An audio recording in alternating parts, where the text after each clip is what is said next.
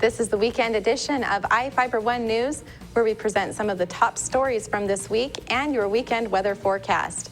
I'm Bethany Jenks. Stay tuned for more on the weekend edition of iFiber One News. From the iFiber One HD studio here in the heart of the Columbia Basin, this is iFiber One News, your number one source for local news, sports headlines, and our very own Weather Center forecast covering the entire Columbia Basin. This is iFiber One News, and it starts now.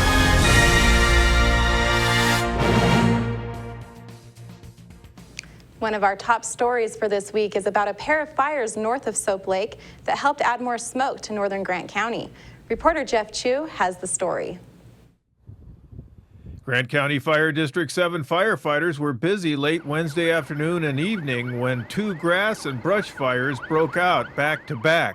Fire District 7 Chief Kirk Shepard said the first fire of an unknown cause ignited just west of the caretaker's home at Valley View Memorial Park at State Route 28 and High Hill Road. 3 wildland firefighting tanker trucks and 4 firefighters were on the scene shortly after the call at 3:30 p.m.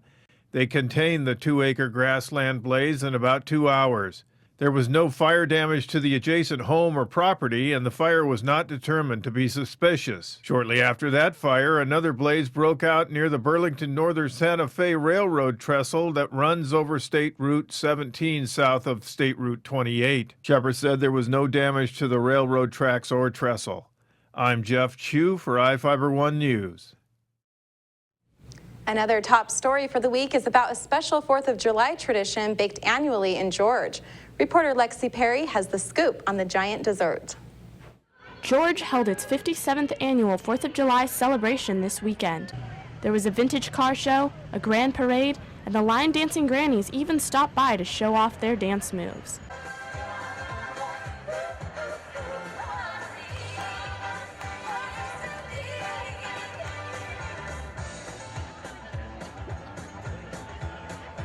However, the main attraction that draws people to this festival is George's giant cherry pie. George Washington himself even made an appearance to cut the first piece. The tradition of the pie was started by the town's founder, Charlie Brown. According to Georgette Mary Lou Crouchard, Charlie Brown commissioned the creation of the 8-by-8-foot square pan in the 1950s. The Georgettes still use that very pan today to bake the pie. A pie this size won't fit in a traditional-sized oven, so the Georgettes had to get creative when it came to baking something this big. When the pie first started, the pie was baked in an outdoor oven with charcoal briquettes and so forth. They did that for several years, and then the oven was vandalized and it burned the pie. So now we make the pie, make the crust separately, and all the cutouts, and then we buy the pie filling already made and thickened and sweetened. So what does it take to make a pie this big? Right now we have about 45 gallons of pie filling in the pie, and we made 4 3-gallon buckets of pie dough that we cut out the other day and baked with the pie. People waited in a line that stretched almost all the way to the playground just to get a piece of George's pie. With all this fuss over pie, I had to get my hands on a piece and try it for myself. The pie here in George can feed close to 2,000 people, and let me tell you, it's pretty good. Before the baking begins, the Georgettes lay out a blueprint of what they want the pie's crust to look like. Mary Lou showed me a copy of this year's blueprints. In George, Washington, I'm Lexi Perry, reporting for iFiber One News. Now we take a look at individuals wanted by the Grant County Sheriff's Office. This is Sheriff Tom Jones with the Grant County Sheriff's Office. Each of the people you see here have a warrant for their arrest. If you see any of these people, we ask you do not attempt to detain or apprehend them, but call us at 509-762-1160 or send us an email at crimetips@co.grant.wa.us. If the person is presenting a danger, call 911. With your help, we can bring these people to justice and make our community safer. We will be right back after this. Are you looking to improve your or your child's smile? At Casciati Orthodontics, we make it our mission to make braces more affordable and fun. Our business has proudly served the Columbia Basin for over 20 years, and our new conveniently located state-of-the-art facility offers a relaxing environment full of fun activities for the kids. We accept all types of insurance and have convenient payment plans available. Give us a call for a complimentary evaluation, no referral needed, or check us out on the web and make an appointment online. At Moses Lake Community Health Center, we have had the privilege to serve the local communities since 1978. What I like about working at this clinic more than any other clinic that I've worked at is the patient care. With the patient care team that we've assembled, it allows us to take care of as many facets of the patient and their family's needs.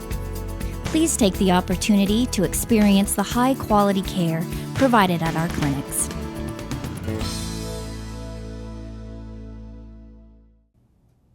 Well, hi there, everybody. I am meteorologist Don Morelli with you here on iFiber Channel 1 News Weather. Your forecast brought to you by Bud Cleary Toyota dealers. Toyota, let's go places. And one place that you really want to try to go to is air conditioning. That's the word of the weekend. It's going to be a very, very hot weekend, of course. We had a hot one today, and high heat, low humidities, occasionally gusty winds all add up to a high fire danger. In the string of 100+ days, 100+ maximum temperature days, we're going to go at least 4, 5, 6 days, at least through much of next week. So be aware of heat stroke. Okay? You drink plenty of water, find some shade, and as I mentioned, air conditioning. No chance for any cool showers really through much of next week, unless you're heading towards the mountains. The mountains might have an afternoon, evening shower during the heat of the afternoon, but generally not here in the Columbia Basin. Looking at temperature today, 101 degrees, 73 the morning low. Yes, it has been a very hot day. And Moses Lake, kind of a weird pre-dawn hours. It was about 2, 3 in the morning. We were, I believe it was 72, 73 degrees in Moses Lake. At 4 a.m. we were 64. Dropped to 8 degrees, and then it went back up. So again, brief morning low of 64 degrees, but for much of the pre-dawn hours, it was in the 70s. 96 degrees right now, very hot. Evening is shaping up. Dew point's pretty low. East-northeast breeze, pretty light. Specifically across the area again, we'll put it in motion. Again, a few clouds at times. Hopefully we'll see a sprinkle in the mountains during the heat of the afternoon. You'll see, here it goes, see 5 o'clock in the afternoon, pop-up showers too. But you can see we're still pretty much high and dry. Even a little bit more on Sunday afternoon and evening, but that's generally the rule. You saw a little bit more clouds across the area on Sunday. That might be overdoing it a little bit. In the meantime, temperatures west of the Cascades, along the shore, especially in the upper 70s, lower 80s, with a little bit of a sea breeze. But again, most of the state, at least in the lower 90s, and then here in the Columbia Basin, right near that 100 to 104 degree mark. And again, specifically, this is what we're looking at, the heat. And I just wish we could get something in here to cool us off. But it looks like we might see a little cooling trend late in the work week, but then the heat comes right back. It looks like the long-range forecast still has us in this excessive heat and dangerous heat wave for quite a while. It's going to be a hot summer, obviously.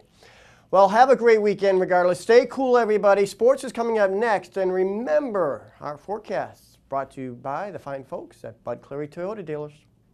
Toyota wants to know, how do you celebrate summer? We go fishing. We like to hike.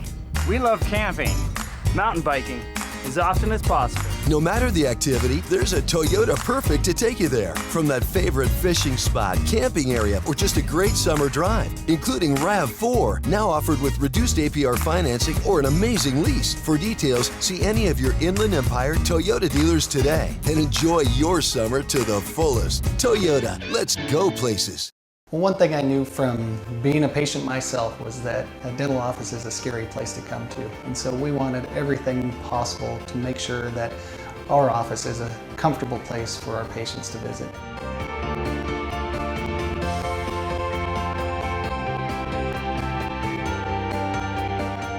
The patients that I have, my clients, have made me a part of this community, and we want to give back in every way possible.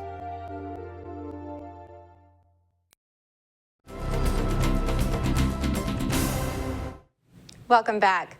Warden's Dylan Beck returns from the National Junior High Rodeo Competition in Des Moines, Iowa. Reporter Sean Wells has the story. 15-year-old Dylan Beck from Warden recently competed in the National Junior High Rodeo. Nationals were held in Des Moines, Iowa, where Dylan competed in 2 events, shoot dogging and team roping. It was pretty fun. Really humid and hot, but it was fun. Not only was competing at Nationals fun, but it was also rewarding, something Dylan will cherish the rest of his life. Probably just being there, knowing that I made it that far, qualified for the Nationals, is pretty much the best part. Dylan would recommend rodeo to other kids his age, but he admits it's not easy. Yeah, I would, but it's hard, I have to admit. It's pretty much, you just about have to practice every day. For Dylan, practicing every day isn't a problem when he's doing what he loves to do.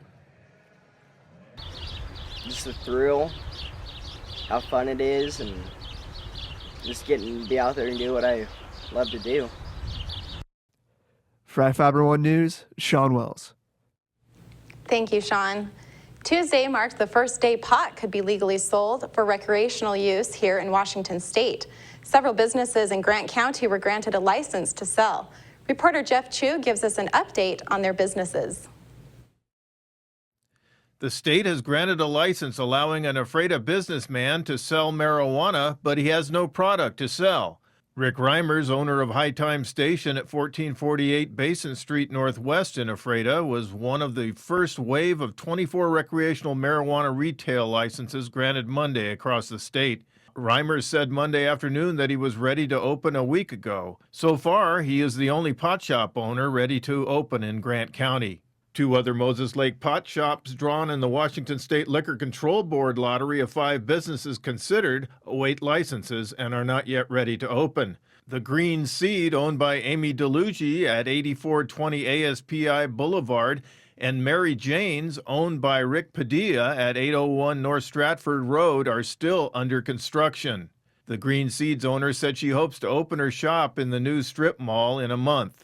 Since I was 16 years old, I've been completely compassionate about the medical industry. I think I gave my first report to my high school as a senior on the medical aspects and 200 benefits of marijuana and the industry. DeLuigi expressed some concerns about the marijuana supply shortage, but believes it will correct itself over time. We're going to have approximately 200 strains to offer this community, and I do see the struggle, but I don't think that it'll affect us. Even if we're affected, it's just as simple as supply and demand. I think the most problematic thing that we're facing in the beginning is that growers understand that we're at a shortage, so they're taking advantage of that. They're charging high prices, which almost makes it nearly impossible to wash out the black market. Mary Jane's owner Padilla said he has a permit to remodel the former Eddie's restaurant building for his pot store. He still has to go before the Moses Lake Council for a change of use permit. I'm Jeff Chu for iFiber One News. Thank you, Jeff. We'll be right back. What's white and yellow and red all over? If you said the local book telephone directory, the one with the purple sunset on the cover, then you're right. In print and online at statewideyp.com, it features up-to-date local maps, community information, and a calendar of events. With a restaurant dining guide with full local menus and a reverse directory, you're sure to find the number you're looking for. With the local book telephone directory, it's the best way to get the information you need. Pick up a copy of the local book today or visit statewideyp.com. As the summer has quickly approached, we all enjoy the family barbecue and kids playing in the sprinkler. However, many drivers are distracted and are seldom focusing on what's important while driving. It could be the random phone call, adjusting your stereo, or the lip gloss check in the mirror. Here at Farmers Insurance, we make sure you understand what coverages fit your needs. The more you know, the better you can plan. My name is Cheryl Kono, and I'm your local Farmers Insurance agent. We are farmers.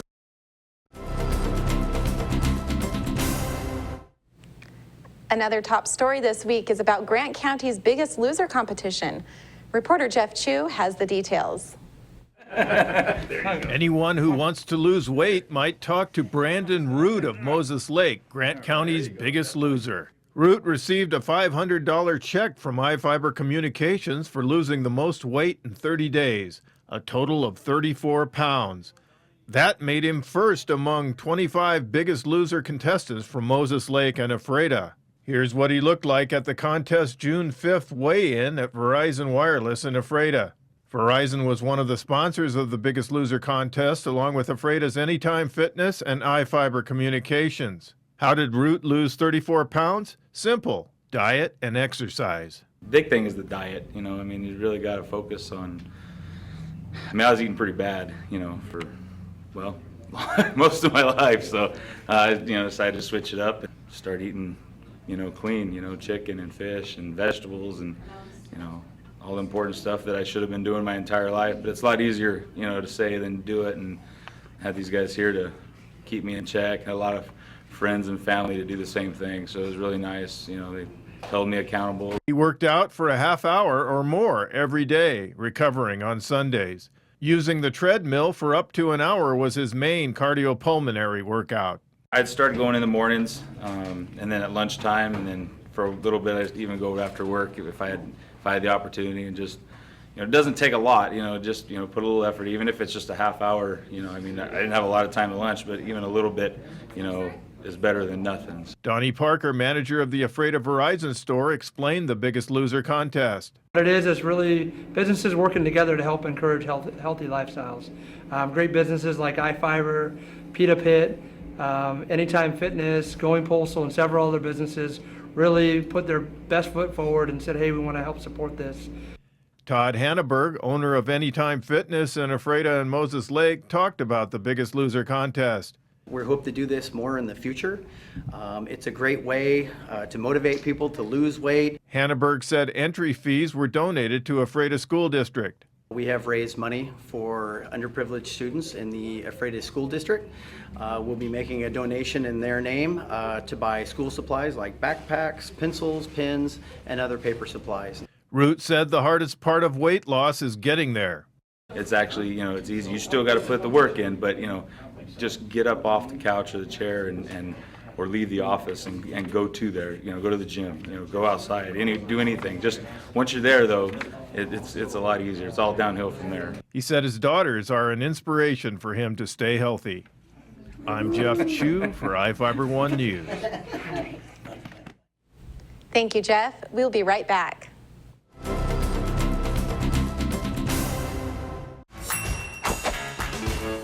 Just when I thought the blizzard couldn't get any better, DQ put the blizzard inside a waffle cone.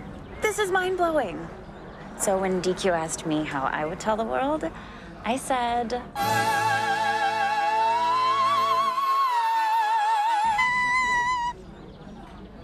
Sounds better in Italian. Pretty impressive, Liz. Any blizzard, like confetti cake, now in a fresh-baked waffle cone. This is fan food, not fast food. Searching for that perfect place to settle down? Whether you're looking for an elegant single-story, spacious two-story, or a custom home on acreage, Aho Construction can aid your decision with a streamlined production process that saves time, money, and natural resources. Compare us to other builders and see for yourself what advantages you can get by choosing an Aho home. Our philosophy is that we do things right the first time around. Start planning your dream house today with Aho Construction. Call 509-766-1366.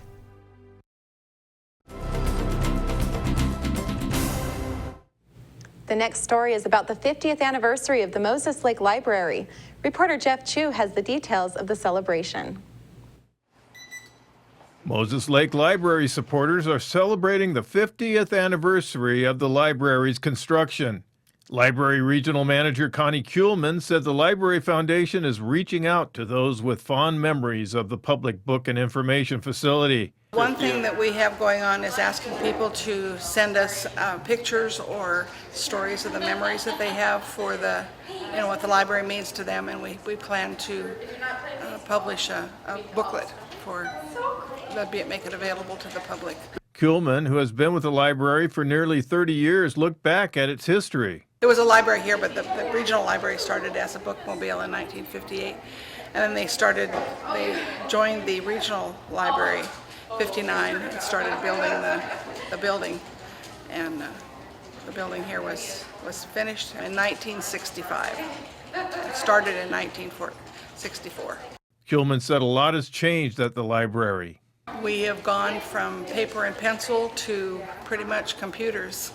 And in fact, it's been just in the last 10 years that we've really gone to computerized everything and the prevalence of computers in the library. The electronic books and computerized things will become a very important part of what people use. But I really think that hard copy regular books will always be a big part of what people want to have in their library. The library has about 500 visitors a day who check out books, use computers, read, or study there. The library's exterior still has that retro design with its basalt rock walls.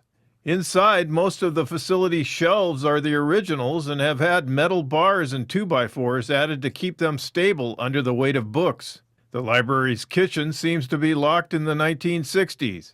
Tim Furman, Moses Lake Public Library Foundation president, said the foundation board hopes to replace the library's aging wooden shelves with stronger metal shelves in the short term. Cost is estimated at $130,000. Furman said new rolling shelves to move around for additional space will be on display Friday at the library. Well, the big project this year is to help replace the shelving. The shelving was built in back in '64 when they built the building, which was probably a good idea at that point, but the shelving, modern library shelving meets seismic requirements that this doesn't. Furman is the Dean of Libraries at Big Bend Community College and grew up using the Moses Lake Library. So this was my library, and the sad part is it doesn't look any different now than it did when I was here as a kid in the 70s. And so it's more than time for a nice remodel, make it look like a modern library and get us some of the things, update the electrical so they can actually run computers and not blow circuits every time they turn a computer on. I'm Jeff Chu for iFiber1 News. That wraps up our weekend edition. iFiber1 News will be back on Monday at 5 p.m. with the latest news from around the Columbia Basin. Thank you for watching.